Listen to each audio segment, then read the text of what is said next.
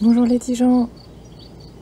Alors aujourd'hui on est le 8 mai et je vous fais une petite vidéo simplement pour vous montrer où on en est au potager malgré le fait qu'on n'ait pas beaucoup de temps à y consacrer.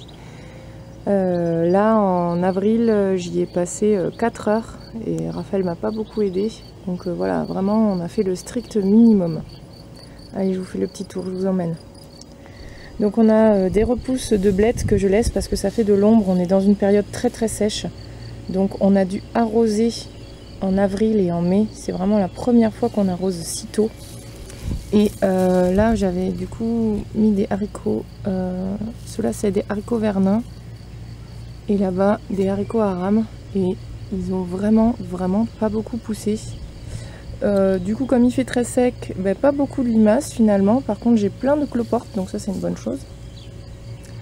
Là on a des radis chinois qui montent en graines parce que j'en ai fait monter quelques-uns pour pouvoir avoir des graines et les récupérer. Pareil avec la mâche. Donc des repousses de blettes un peu partout. On les récolte pas, hein, en vrai on les laisse comme ça. Parce qu'on déjà on n'est pas hyper fan des blettes, mais là on a un chou. Alors j'ai pas fait paumer mes choux Petsai, donc du coup je vais récupérer que des graines cette année. Ils étaient beaux hein, pour certains, mais j'ai gardé les plus beaux. Là on a un cerisier qui s'est planté tout seul, donc on va peut-être le laisser un petit moment et quand on ira au nouveau terrain on le récupérera. Voilà, il est vraiment très beau. Nos poireaux perpétuels, alors c'est super bien pour faire des échanges parce qu'il y a beaucoup de gens qui connaissent pas et du coup j'échange des poireaux perpétuels contre des ailes des ours en ce moment, donc pour le nouveau terrain, donc ça c'est cool. J'ai appris récemment que la quinte-feuille, ou potentille, il me semble que c'est ça, mais nous on l'appelle quinte-feuille, elle est comestible et en fait elle étouffe pas les plantes contrairement à ce qu'on pensait, donc on s'est battu contre ça l'année dernière et finalement on va peut-être les laisser progresser. Là on a de la véronique, donc nous on laisse les plantes dites indésirables parce que celles-là elles ne nous gênent pas et elles sont faciles à arracher. Là on a un vieux chou qu'on a laissé. D'ailleurs on a une coccinelle, non c'est pas une coccinelle, c'est une sorte de petite... Ah, je l'ai fait tomber, oups. Voilà, elle est là. Alors désolé pour tous les bruits, hein, mais tout le monde profite du beau temps, donc que ça soit les avions touristiques, le bricolage, voilà. Là on a l'association épinards pommes de terre. Donc les épinards ont eu vraiment chaud et à l'ombre des vieux choux, ils ont pas mal poussé, donc ça c'est pas mal. Il va falloir que j'éclaircisse un peu, mais les patates ont pris, je n'ai pas de dorifort. Et ça c'est cool, enfin en tout cas pour l'instant.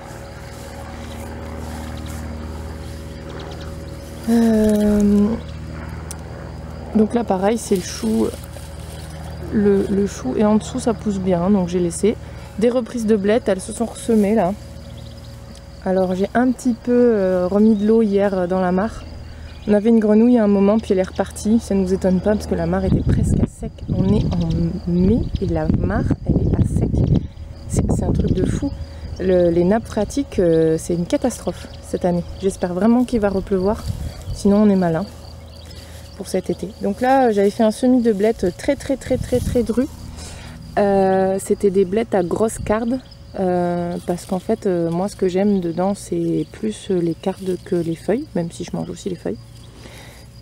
Et là une mâche qui est en fleurs et pour récolter les graines. Voilà.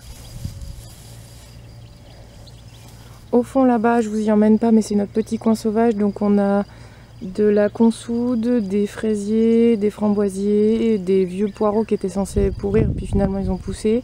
Et j'ai isolé aussi des échalotes qui étaient censées pas prendre, parce qu'elles étaient un peu pourries, un peu abîmées, puis elles ont pris quand même. Donc c'est un peu le coin isolement aussi, pour pas que ça se propage s'il y a des maladies ou autres. Donc le cerisier avec les fraises. Et là, donc j'ai refait un coup avec des haricots Aram et du maïs. Alors je vois pas le maïs pour l'instant, alors c'était des graines que j'avais faites de F1, donc il y a de fortes chances que ça donne rien, mais j'en avais mis plein au cas où il y en a quelques-uns qui prennent. Des fraisiers, donc ça c'est des surprises des marchés qui sont en fleurs, donc ça c'est une bonne chose. Voilà. Des fleurs que j'avais mis l'année dernière.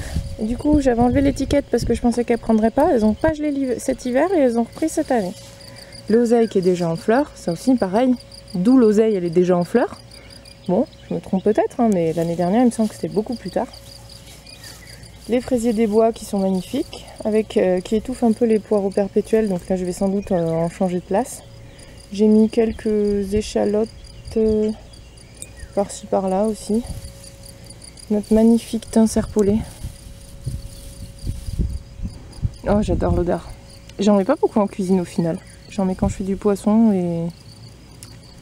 et puis quand je fais des associations pour la viande aussi, ça nous arrive. Donc là au bout j'ai mis des échalotes. Un petit papillon. Bon, j'espère que c'est pas celui de la Pierrick du chou et que c'est le petit papillon citron, mais je ne connais pas encore en papillon, donc je saurais pas vous dire.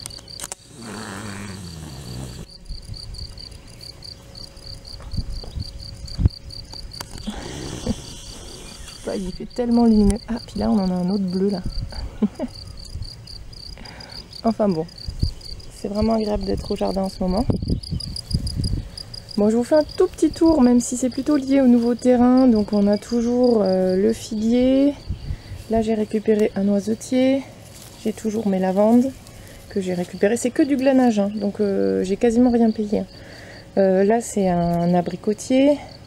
Là c'est les yacones que j'ai sortis parce qu'elles étaient en train de pousser au garage. Mais je voulais les mettre dehors que quand tu aurais pu les geler. Donc ça c'est à rempoter pour le potager. J'ai trouvé des mûres sans épines, ça c'est pour le nouveau terrain. Là c'est un buddleia et un oranger du Mexique que j'ai récupéré aussi. On va voir. Donc vraiment le glanage c'est trop bien.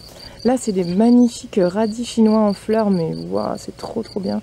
J'ai des pistes d'atterrissage pour les insectes et tout, et il me tarde d'avoir beaucoup de graines. Là c'est les 2 poireaux que j'ai gardés pour avoir des graines, c'était parmi les plus beaux. L'oseille elle a eu vraiment trop chaud, elle a beaucoup poussé en début de saison, puis là elle était au sec. Donc j'ai arrosé hier.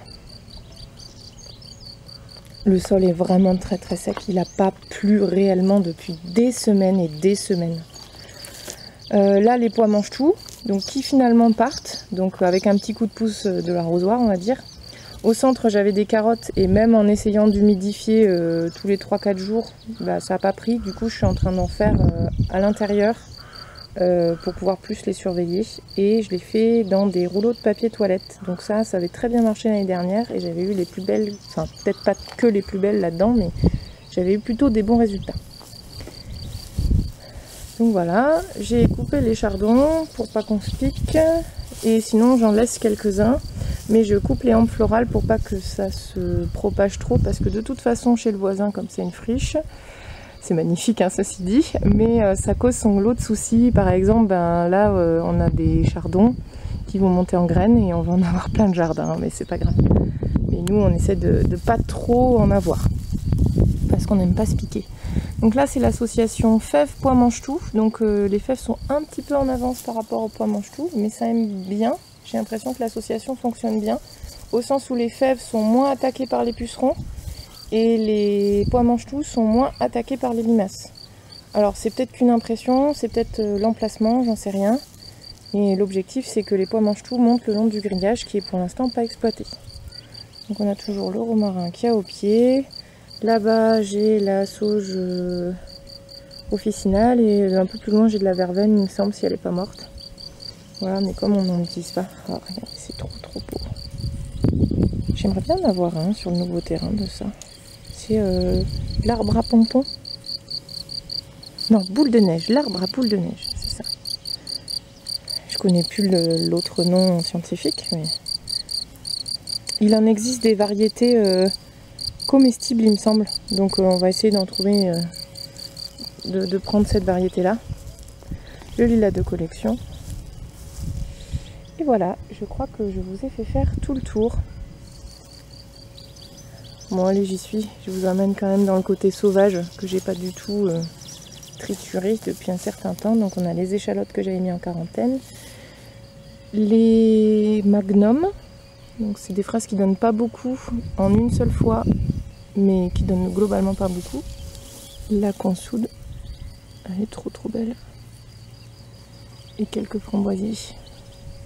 Voilà, là vous avez vraiment tout vu. Et ben, je vous dis à la prochaine. Avant de partir, je vous fais quand même voir les pieds de tomates intérieurs. Donc on a des tomates, de la glycine, du physalis. Là je me suis dépannée dans le commerce, c'est des pieds de sucrine du berry parce que moi quand je les fais elle supporte pas le transplant dehors, je dois pas les faire correctement. Et de toute façon je n'ai plus de graines.